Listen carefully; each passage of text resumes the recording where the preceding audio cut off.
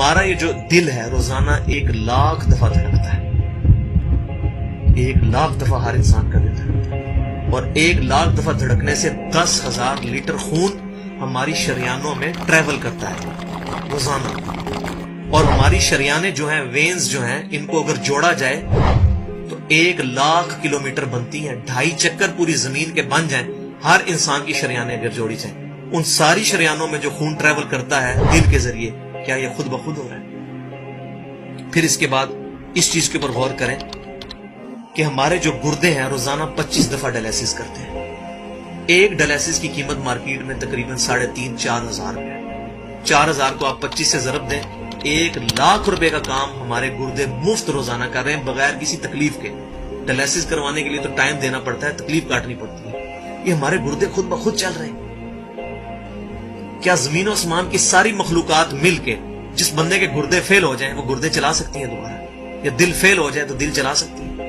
یہ کوششیں ہوتی ہیں، بیٹری لگاتے ہیں، لیکن وہ کہتے ہیں کہ دل چل رہا ہے لیکن جان ختم ہو چکی ہے. اس طرح دل چلنے سے جان نہیں آ سکتی بیچ میں. پھر ہمارے پھیپڑے روزانہ 23,000 دفعہ سانس اندر کھینچتے ہیں، 23,000 دفعہ سانس باہر نکالتے ہیں. اور جو سانس اندر کھینچتے ہیں، آکسیجن جو ابزارو کرتے ہیں، یہ آکسیجن پورے جسم کے ہر خلیے تک پہنچتی ہے. اور ہمارے جسم میں خلیوں کی تعداد کوئی ہزاروں میں لاکھوں میں نہیں ہے. ایک انسان کے جسم میں 100 ٹریلین خلیے موجود ہیں. 100 ٹریلین، اور 1 trillion is equal to 1000 billion, 1000 ارب کے برابر. اس کو سمجھانے کے لیے سائنٹسٹ نے یہ ایگزامپل دی ہے کہ اگر انگلینڈ جیسے 30 ملک ہوں اور وہ 30 کے 30 ملک درختوں سے پر ہوں، ہر درخت کے 10,000 پتے ہوں، تو جتنے پتوں کی تعداد بنتی ہے نا، 30 انگلینڈ جیسے ملک مکمل درختوں سے بھرے ہوئے، وہ سارے پتے گنے جائیں، ہر درخت کے 10,000 پتے ہوں، تو یہ 100 ٹریلین فگر بنتا ہے. اتنے خلیوں تک آکسیجن روزانہ پہنچتی ہے، جسم کے اندر خلیے موجود ہیں.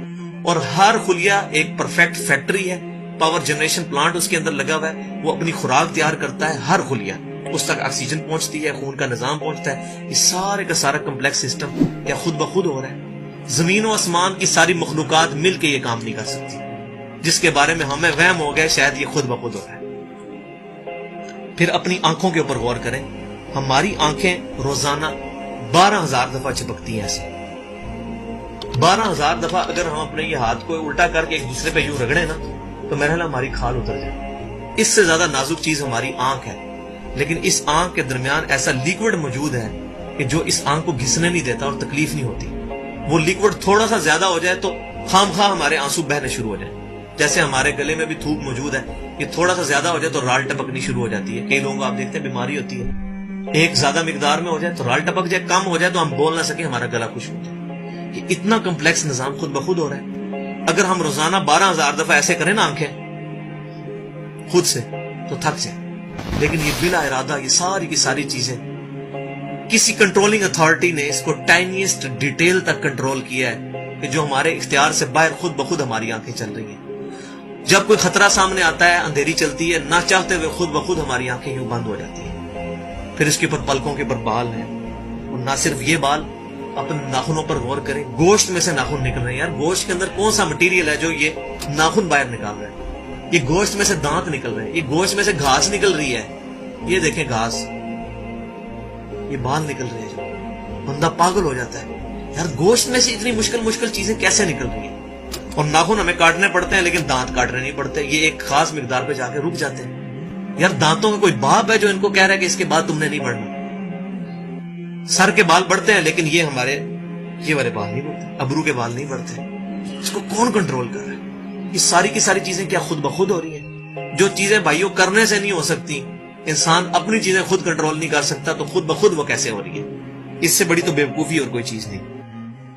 پھر سب سے مشکل جو انسٹرومنٹ ہمارے دماغ جو ہے، ہمارے دماغ کے اندر 10 ارب خلیے ہیں، اور جو دماغ کے اندر جو ہمارے کنیکشنز ہیں وہ 100 ٹریلین ہیں، equivalent to the quantity of cells in human body. جو میں نے بتایا تھا انگلینڈ جیسے 30 ملک ہوں، وہ والی ایگزامپل دی، وہ سیم اتنے کنیکشنز دماغ کے اندر ہیں.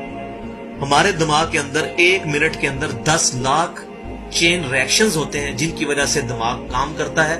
ایک کنیکشن بھی ان 100 ट्रिलियन कनेक्शन में से डिस्टर्ब हो जाए, हमारा दिमाग काम नहीं कर सकता। इतनी टाइनीस्ट डिटेल तक दिमाग को जो कंट्रोल किया है, ये क्या दिमाग खुद ब खुद अपने आप को कंट्रोल कर रहा है? जमीन और आसमान की सारी मखलूकात मिल के एक बंदे का दिमाग नहीं चला सकती अगर उसका दिमाग खराब हो जाए या कनेक्शन डिस्टर्ब हो जाए। ये अक्सर लोगों को ऐसा मसला होता है कि कहते हैं जी खून आ गया इसको और ये दिमाग जो है इसकी शरीयान फट गई, ये हो गया।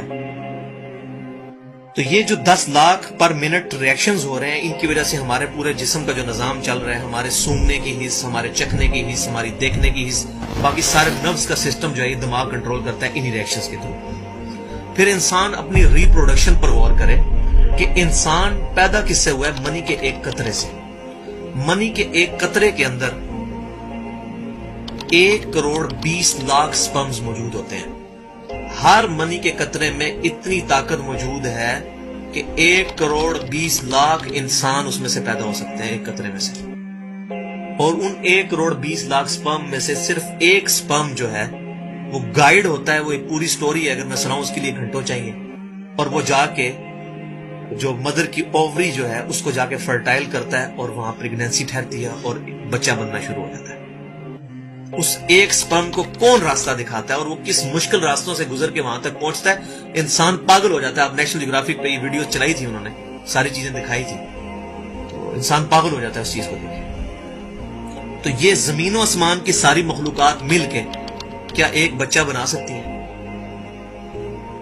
पागल हैं सब के सब लोग, परेशान हो जाते हैं कि मनी के एक कतरे से इतना बड़ा इंसान कैसे बन जाता है। उस मनी के कतरे में तो कोई ऐसी चीज नहीं है जिससे आंख का ढेला बन जाए और उसके पीछे शीशा लग जाए। उसमें तो कोई ऐसी चीज मौजूद नहीं कि ये बाल जैसा मटेरियल निकला है। फिर वो सारी की सारी चीजें इतनी परफेक्ट हार्मनी में बन के बाहर आती हैं पूरे सिस्टम के तहत। ये कैसे हो रहा है? जो काम जमीन और आसमान की सारी मखलूकात मिल के नहीं कर सकती, वो खुद ब खुद कैसे हो सकता है? तो अब तक जितनी मैंने डिस्कशन की, ये वो तमाम डिस्कशंस हैं जो आम इंसान, इसमें से मेजॉरिटी चीजें ऐसी हैं कि जो आम इंसान, चाहे आज का इंसान है चाहे 1000 साल पहले का इंसान है, वो इन सारी चीजों को ऑब्जर्व करके एक सुपर कंट्रोलिंग अथॉरिटी तक पहुंच सकता है। और वो अथॉरिटी है अल्लाह।